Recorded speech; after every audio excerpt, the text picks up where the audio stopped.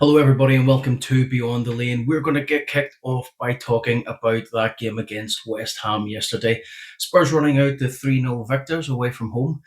Really good for us, simply considering the unlucky runs that we have been having over the last 16 games against London sides. We have lost 10, and it wasn't looking particularly good for us, especially when you consider yesterday's win was the first time in 6 years as well.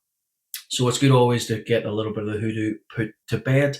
We have a look at it at the London Stadium. There were 62,459 people in attendance. Although by the time the second goal went in, it must have halved because they all left as if there was a fire drill or something going on. I've never seen so many people file out of a stadium so quickly in all my life. And to be honest, it wasn't us. So it always makes it a little bit nicer to see when it's the opposition fans. It means you're doing something right as a team. So let's have a look at the game in itself. So the starting lineup for us was very different from what I think everybody expected. Although, given the fact that we're now looking at a very long run of several games a week, it makes sense to make some of the changes. I think some of the changes that we seen yesterday in that starting lineup were with Tuesday's game against Villarreal in mind, our first game in the Champions League for quite some time. So we initially saw the three changes of Xavi making his debut. We also had Tell starting up front in place of Richarlison, and we also had Bergvall starting instead of Bentancur, which actually turns out to be a masterclass.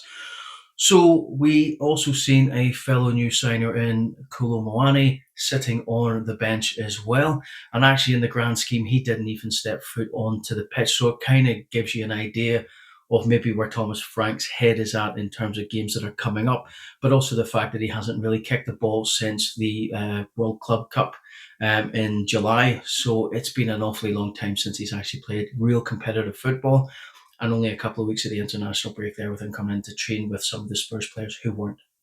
So on top of all of that, as I say, Bentancur and Richie were on the bench too, and it also makes it look as if these guys are being rested for the upcoming game on Tuesday as well. Xavi starting meant that he got issued a legacy number for the club as well, which was 898. A little bit of symmetry there, which is quite nice. I like that kind of stuff, so it was very nice to see as well. First half in the game, relatively boring, I would say. It wasn't all action. There weren't many things of note. Referee had an absolute nightmare. We had Romero scoring a rather good header, but it being disallowed because of a supposed foul on Kyle Walker-Peters by Van de Ven. However, if you actually watch the whole incident, Van de Ven is actually being manhandled by Hernandez, and the goalkeeper's leaning on him as well. He's getting shoved forward. His arms have went out. He has touched Kyle Walker-Peters, and he's thrown himself to the ground, who himself was actually all over another one of our players. And it was a very, very soft reason for disallowing it. I think so many people right across the board, from pundits at various different channels, as well as various other people on YouTube, are all saying exactly the same thing, that the goal should have stood. It should never have been disallowed for such a small goal, and especially if VAR had done their job right, which is to review the whole incident, not just the one wee bit that does it. Because if they're going to give a free kick for something and take the ball away back, they're going to look all the way back at the instance. We've seen that in the Burnley game and the Man City game as well, where things happened that they should have went all the way back to see it, and they have gone all the way back but missed the actual obvious one, but then give it or not give it for something before it. So it's really surprising that he didn't do that at all for that goal for Romero, and it was an absolute cracker of a header. But to be fair, it didn't really matter because it was the second half where the work was getting done. All in all, in terms of a second half performance, it was exceptional. The players played exceptionally well. And at the end, when we finish talking about this, we'll go over some of the stats of the game as well, which really shows how dominant we were against West Ham in that game, in their own backyard as well, remember. So we ended up scoring 3 goals. First one by Sarr with an assist from Simons, a header. Absolutely fantastic. If you look at a lot of the things that came out after the game, in particular about this goal, all the analytical people that Spurs have on side had noted that West Ham were not picking up players at the back end of the post. And at halftime, a conversation was had between the coaches and the player staff saying, look, if we're getting into the box and we're going to be having free kicks and corners and throw-ins, then get somebody in on that back post because they're not picking up their men. And sure enough, Xavi whips that ball in right into the back post, and Sarr is standing there with tons of space. And actually, if you really look at it, West Ham have front loaded that front post, absolute top end. But right at the back, there's about, I don't know, three or four of our guys standing, and then Sarr is standing so far at the back post with nobody anywhere near him that he had an absolute free header. But at the end of the day, getting to the positions is one thing, getting it into the back of the net is another. So it was nice to see Xavi getting an assist on his debut, and actually Sarr yet again showing why he is so good at Spurs this season, and actually just really rounding out all the experiences that he's had over last season and the season before with wee bit parts, and then controlling stay last year, and now actually showing how it's difficult to drop him, especially when we brought Xavi in to be the number 10. But Sarr's the one that's continuing in that role. And when you see what he's done game on game, apart from the Bournemouth game, it's so difficult to try and drop him for those roles.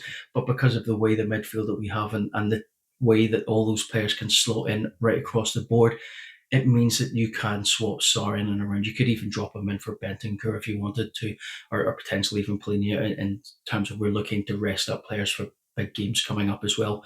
But again, an absolute strong header, good picking out at the back, and actually it goes to show the detail. And I've mentioned it in previous videos of how much work and things that are getting recognised mid-game by analysts within the stadium, who are then reporting to the coaches on the sideline about things that they're noticing, stuff that's happening, and actually formational changes or things that the opposition aren't doing.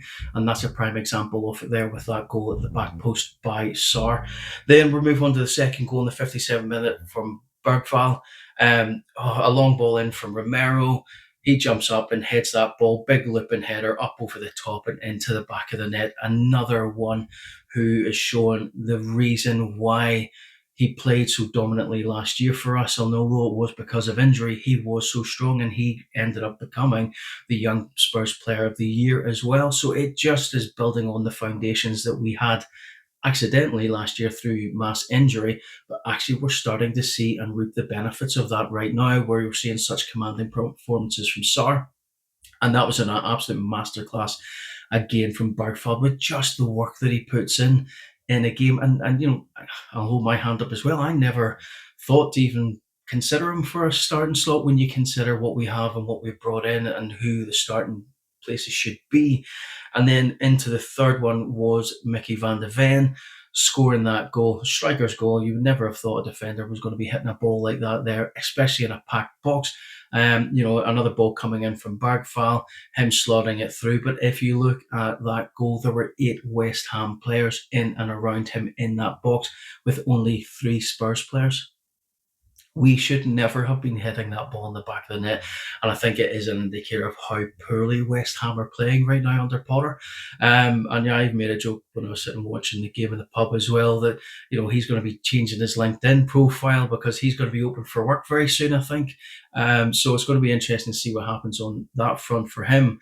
But certainly for us, it wasn't a brilliant game. The first half wasn't great. There wasn't an awful lot of much to it. Other than the Romero goal, which kind of threw the pace a wee bit, I think, for us in the first half. But the second half, we just completely dominated. We pushed forward. We had so much possession. We were putting crosses into the box. We were driving forward. Kudus had a horrendous time in terms of every time he was on the ball, boo, boo, boo. And it was really loud. But what you seen was a player that did not let him phase him. If anything, I thought, and you might have thought as well, when you actually watched him with the ball, he was trying so hard to do something, to make something.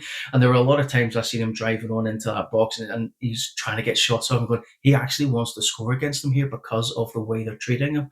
And it's not the first time that they did something very similar with Scotty Parker when he left West Ham and joined us as well. All that time ago, his first return back to West Ham was exactly the same. It was, and you kind of expect it when certain players leave, but it's not as if he wound down his contract and they got nothing for him. And if you hear everything that they said about Kudus last season before he was even leaving to go to Spurs, it's such a surprise that he actually left and came, to us, and he received the vitriol and the abuse that they had for him. So it's, I don't know, fans in general in football are fickle, and it changes as much as the weather does. But it was so good to see the fact that it did not hurt his performance at all. If anything, it drove him on to try and do so much more. So it's always good to see that type of thing going on. And then the other kind of big talking point for us as well was the Thomas Sheck red card on the 54th minute against Paulinho. With, he's overcommitted, he's dived in. As soon as you seen the stats up, you knew straight away it was a red card. I don't think there was malice in it. He certainly doesn't seem to be that type of player, although he was throwing kicks about the place all over in that game. But I don't think that he really meant to go in as hard as he did on that one. And he even himself, when as soon as he made contact, he was up and he was like, "Oh Christ, what have I done?" The hands are out, he's checking the player and stuff. So, and there was no argument from him when the red card came out because he knew. But it's that initial reaction when you see it come in so hard, the camera zooms in, and all of a sudden you're seeing, a shin pad sticking through socks which have a tear through them about that size. And again, it goes to show you why you wear proper shin guards and not these stupid wee things about that size. Because if he had been wearing them that size, he'd have been probably on that pitch with a broken leg. So, it all counts when it comes to protection. Playing even just Sunday and Saturday league football, I always wore my shin guards, especially the big ones, simply because I didn't want to go home with a broken leg. And, it makes sense. You want to protect yourself, especially when it's your job. But I have to say, when that tackle went in, I just thought to myself, oh crap, he's going to come off. I think he's just broken his leg. And, we're going to be looking at, geez, who we're going to get to fill in for this going forward. Thankfully, though, it turned out that it was more the impact and probably the shock of the tackle more than actual a physical pain or any kind of injury inflicted upon him, and he went on to see out a lot more of the game as part of that. In terms of injuries as well, and not everybody had picked it up on it, Matthias Tell was getting a wee bit more abuse from Spurs fans because he didn't do an awful lot in that game. But what I seen was a player who was running and trying to get himself into positions to try and do the job that he's being asked to do. And I don't feel that he's a centre forward. I think he always performs far better coming in from the left. But the problem is, if you're looking at the type of competition we've got on the bench now, it's going to be quite difficult for him to do that. So he needs to start taking the chances he's getting while playing in that centre forward role. And there's going to be a lot more games where we're going to see this happening for him, that he will be rotated in and out of that space, because with Moani, Richardson and Solanke as well, we've got 4 competitions at the moment and we need to keep everyone fresh for all of them. So it'll be interesting to see what that looks like for him in the future. I still think he's just one of those games away from actually going on a bit of a run and actually showing where it wasn't for a want to try. And when he played, I really do think that he put an awful lot of effort into the game in terms of running into space and trying to find balls for others. But I noticed probably about the 20th minute, it looked like he had really done something. I thought he had tore a hamstring or had pulled his hamstring, just the way he was going on it. And I thought he was going to get taken off, but he kept going. I thought, well, he'll go to half time and then they'll swap him out. And again, second half, he came out, he started, and he went to play on probably another 20 odd minutes before he was made way for Richarlison. But I just kind of felt there were balls getting played forward that he was running onto, and you're thinking, he's getting to that.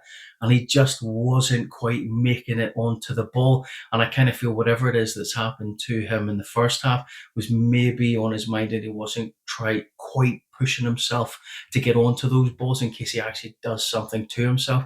And the thing is, every young player wants to play, but sometimes you need to make that decision as I need treatment, I need to come off it and make that change. But I guess with the game on Tuesday, Richie's on the bench being rested, that he isn't wanting to waste a substitution. Plus, he's also not wanting to make sure he's overly too tired for the game on Tuesday as well. So it was difficult to see because I felt he should have came off a bit sooner, and not because I didn't think he was playing well. I thought he played decent.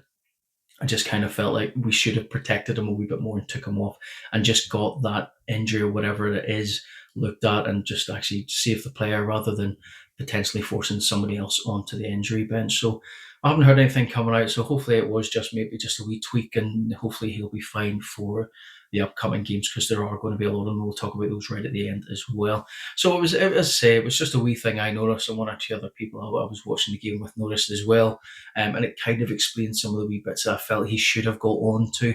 But as I say, he's a young player. He's only 20 years of age. He's on a 6-year contract. I think there's a lot more to come from him. And you could see, certainly went away with the French under-21s.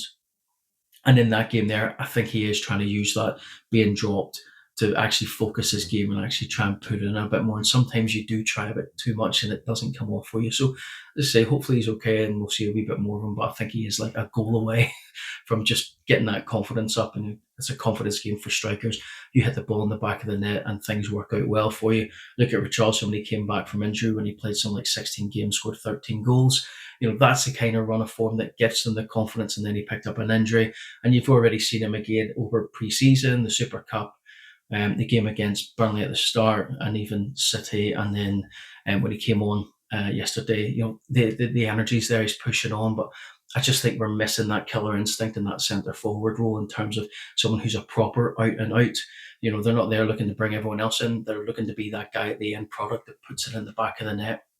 And we'll probably see Moani start to do that once he gets his match fitness up, because it has been said he is certainly in Thomas Frank's mind going forward. His main role will be playing through that middle, but he does offer the ability to play on the right and the left as well, as does most of the players that we have there in terms of our attacking base, is that they can rotate and play through different spaces. It's not always their favourite positions, but they can cover in those instances. And Thomas Frank has said that Moani, he sees him playing through the middle more than he will on the left.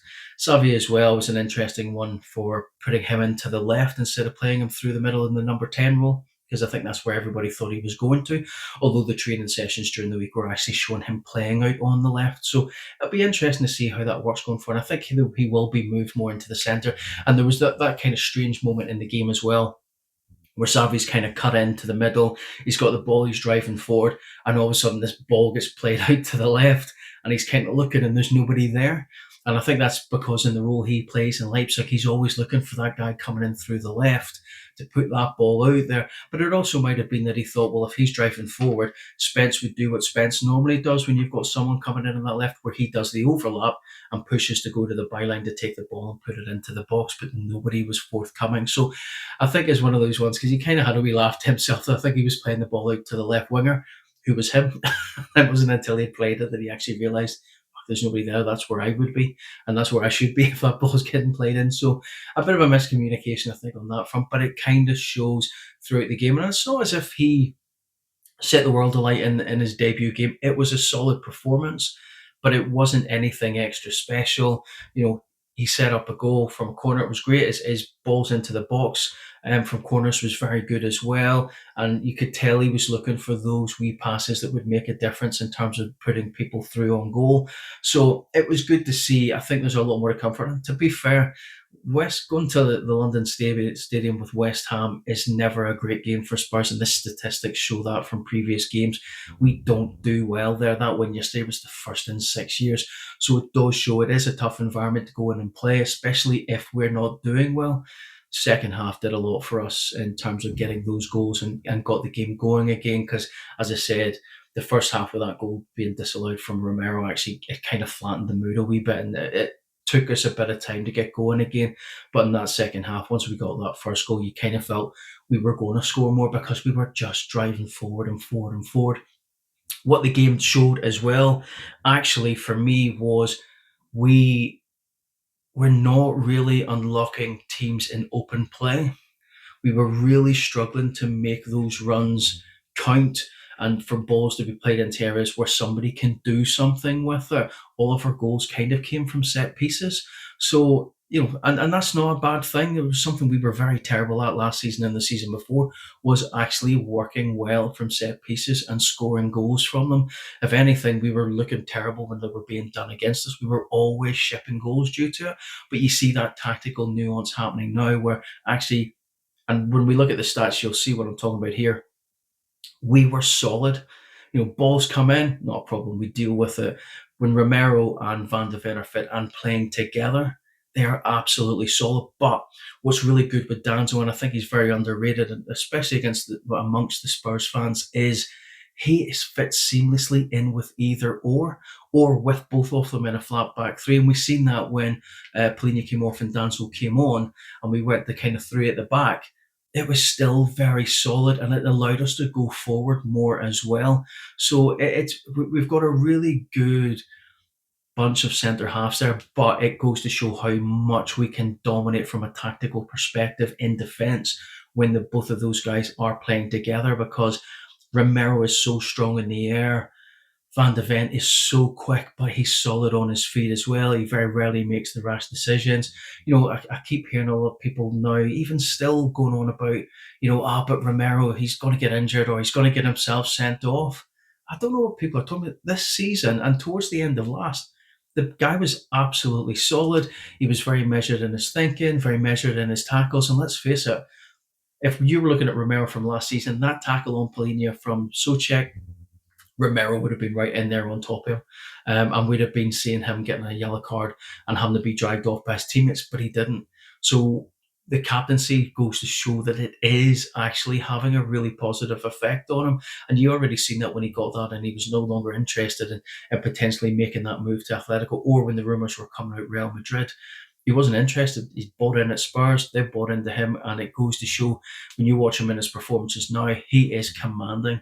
And even he's doing all the good stuff as a captain. He's reinforcing the positives when people do things right, but he's also not afraid to have those conversations with teammates if they're doing something wrong or they're not doing the right thing. And we've seen that in a few games where he's gone up to Ndogi and telling him off for not doing something he should have done or not tracking back quick enough, and even with Spence as well. So he's in there helping the players, but he's also giving the positives as well as the negatives if they're not doing the things they need to.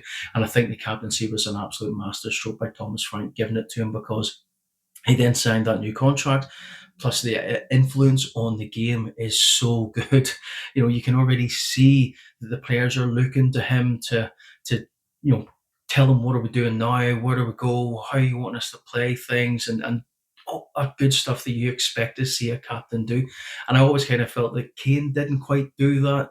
And same with Sonny, but people lead in different ways. But I just feel that he is a far better fit to that armband probably than what Sonny and definitely what I think Kane was beforehand. So all the right moves are being made by the club in terms of that. And as I said before, you see the analytical stuff and the people up in the stands feeding the information down to the sidelines. Because if you watch it again, you were seeing the coaches come out onto the byline, talking to the players that are responsible for it, and trying to make sure people are sticking into positions, or when they're noticing wee things going on in the pitch. By the way, he doesn't like to go in on that side of that. And you see that the hand movements and the conversations happening as well. So we're seeing such good things. Tactically as well, we did exceptionally well. We changed the formation up a wee bit more just to kind of tie it in and actually just give the players a bit more of a chance not to have to constantly be running and just kind of conserving it for the big game on Tuesday as well. So in terms of all that, it was really good. And what it comes out is not just the 3 points, but in the first 4 games of the season, we've won 3 out of 4. We're sitting second from top of the table. We've scored 8 goals in 4 games, and we've also kept 3 clean sheets out of those 4 as well. So in terms of what we're doing as a team compared to last season and the season before, we're doing exceptionally well. I was watching something the other day on YouTube, and somebody had thrown out a stat that under Postecoglou, I think in 65 games, we'd only taken 62 points, which is frightening. It really is frightening.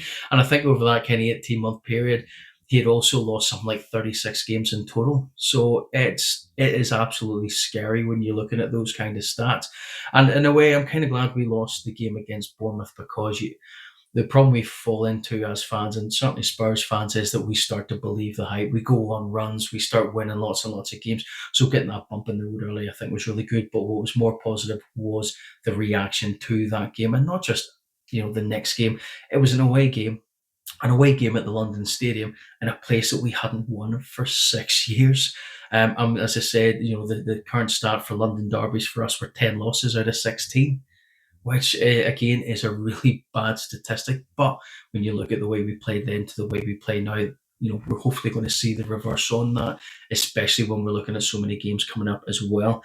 And the one thing as well, with Bergvall scoring that goal, he then became the youngest scorer for Spurs in the Premier League since Dele Alli in November 2015. So again, the young guys are coming on and they're starting to do the right things, and they're starting to make wee headlines here and there and wee things like that. Though it doesn't really mean an awful lot in the grand scheme of things, it's a nice thing to show that we've got a really good, talented young player. Remember, Barcelona wanted him as well, but he chose us, and we're starting to reap the benefits from that. And I think, as a Spurs supporter, because he is so young, that some of us don't want to put the pressure on the young guys like they had last season. You want to give them the chance to develop, but these guys all just want to play. And when you see him in that, he could play anywhere in that three. You could play him in the number 10 role if you really wanted to. I mean, there's better options there, but he could do it. You could fit him in instead of Polina, or you could play him instead of Bentancur. As I said before, there's so much options and ability to rotate into different spaces with different players that as long as we can keep the injury lists down, that we are looking pretty good for the season in terms of being able to have a balanced squad. And the best thing about that game as well was I think it's the first time that I've looked at our bench and seen how strong and solid it was, and that we actually have solid, almost like for like replacements that can come off the bench and into that first 11. It's not always going to be the same for every game because we'll probably start more of the stronger players and it will slightly dip a little bit. But those guys that came on didn't make any difference at all in terms of diluting the way we were playing or how strong we were playing against West Ham. As I say, all your formations, your benches will be different simply because of the types of formations you'll employ against different opposition, as well as being able to change it up during different games depending on what happens on the field as well. But as I say, it's the first time I've looked at the bench and thought, we've actually got a really, really strong bench here. And I wasn't really worried about who was coming on because I felt we were getting really strong options to come in and replace them. As I say, Moani was on the bench and didn't even get onto the pitch. So and there's Archie Gray didn't even get selected for the matchday squad. So it kind of shows you this is how strong the team is looking right now, which can only be a good thing for us going forward as well. So if we're going to have a wee look at it, and I'm going to have to look at a bit of paper for this because I can't store all this information in my head. So we have a look at some of the stats in the rundown in that game. West Ham had 36% of the possession while we had 64. So it goes to show how much time we held on to that ball against them. And to be honest, when we start going through it, you'll see that actually West Ham were not a threat at all during that game, really, for us. So after that, you're looking at shots. We had 14, they had 7. We only had 5 of them on target and they had 4. So if you really look at that kind of shot to target ratio, they were far better at us in terms of that, but they didn't do anything with it. Whereas, we had 14, 5 on target, 3 hit the back of the net. Technically 4, but the Romero goal was disallowed. So even then, we've the chances that we did get right. Actually, we did very well by putting the majority of them into the back of the net. Corners, they had 2, we had 13. Again, it kind of shows how strong we were at the back in keeping the ball in play, but away from them. But actually, how poor they were in going forward as well. They didn't really have, even having those shots on target, they didn't really do anything about them. They weren't great shots. They weren't really testing in any way. And of course, we almost had that slip up with, I think it was Van de Ven coming in to head that ball away while Vicario was running out shouting that he was taking it. He's mishit it because he's kind of turned his head to see what he's getting shouted at for and nearly bloody cost us a goal. So it'll be interesting to see if they two had words after the game. But, it goes to show that even the balls coming into the box, there was no real threat from West Ham. Passing, we had 534 passes to their 310. Again, showing the dominance on the ball and the ball being moved around. Passing accuracy for us was 87.1% to 77.1% for West Ham. So again, the passing accuracy was pretty decent on both sides. I would have thought it would have been a bit better for us. But again, nearly 90% there. So you can't argue about it. And, it was a strong, solid performance. Crosses, they put 9 crosses into the box. We put 31. So, you're already looking at a team that is producing chances. Not saying every chance has to end up with a shot on goal, but at least if the balls are going into the box, you've always got the chance and the opportunity that somebody's going to get on the end of it or do something with it, force a corner, force a throw in. And you remember, look at the throw ins now, it's a threat for us. We now can start doing things to team. And you kind of seen every time we had a set piece, West Ham were absolutely bricking it. They really didn't know how to handle us. And as I said, the analytics in the ground were noticing that they're not putting people on the back post and they're not really well defending the back end. And you've seen how dominant we were in getting chances coming in. Just look at the Sarr goal for that example. Tackles, we made 16 to their 13. Tackled 1%, 68.8% for us, 69.2% for them. So quite poor on both sides. but definitely more poor for us because you would be expecting, especially with someone like Polina in the middle who loves doing this kind of stuff, and the guys that we have playing at the back, that we should have been making more of those opportunities that we were taking. So yeah, I'd like to see that increase, but especially considering the fact that West Ham weren't particularly good yesterday. So we really should have counted more onto that. But again, they didn't score any goals, so I can't complain too much at the start. I would like to see improve a bit more for the next games. And then when it comes to clearances, they made 41, we only made 10. So again, it's you're looking at those stats, and it doesn't look particularly great for West Ham when you're running through all that, but it's a pretty decent, solid performance for us in reviewing that type of information as well. So all in all, a really good game in terms of goals for us, really good, strong set piece plays. Downside, as I said before, is the fact that we just seem to lack that cutting edge and open play and putting people through into opportunities to actually score goals or at least have really good opportunities off them. So again, I think if we had played Xavi through the middle, we might have gotten that with somebody a bit stronger in the left. But we've got a lot of games coming up, almost every couple of days. We're going to be playing matches, so it's good to be able to rotate those spaces out. And the fact that we weren't particularly strong doing that, but still came away with 3 points and 3 goals and a clean sheet, it's a really good turn. And as I said, set pieces weren't really a strong point for us in taking them, whereas now it's actually showing how well we're doing with them in terms of what we're getting from them as well. It's a really good return from that point of view. All in all, solid performance all around. Everyone involved, everybody played very well, and I think certainly there's a number of players that I probably would have put the finger on when actually that's it. That guy could be man of the match. Sarr played exceptionally well. I thought Van de Ven and Romero were reasonably solid as well yesterday. Bergval as well, but I think for me, Bergval was man of the match. He was just so good in everything he did. He was looking for balls to be played through.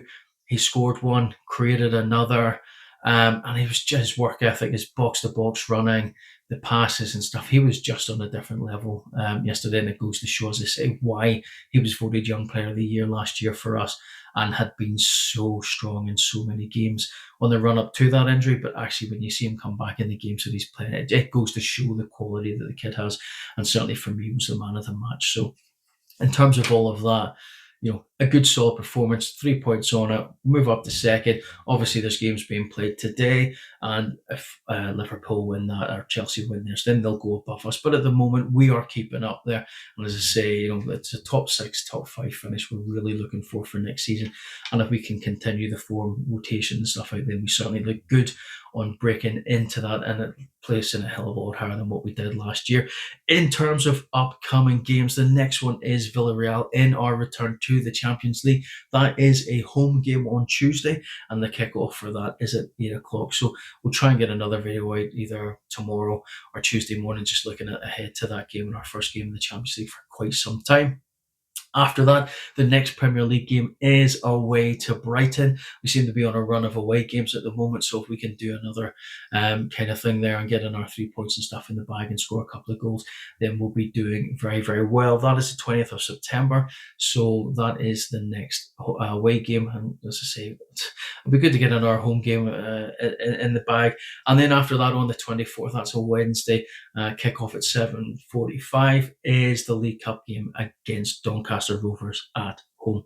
So those are the next 3 upcoming games, and we'll get preview videos and stuff done for going out, as well as some match reviews after the fact. But all in all, game against West Ham, reasonably solid performance for a team in our own evaluation, maybe not playing as best or as good as we kind of hoped they would.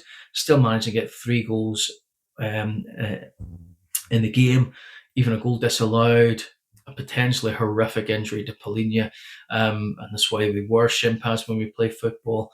The tactical changes, the difference the analysts in the stadium are making in terms of the feedback to the coaching staff and the coaching staff, then implementing those changes as soon as they've got all the bits together that they can sit, review at the sidelines. And you've seen them where Justin Cochran and Matty Wells and that are all crowded around Thomas Frank, and they're reviewing bits and pieces, they're chatting, the hands are moving, and then all of a sudden you start to see these things happen in the game as well.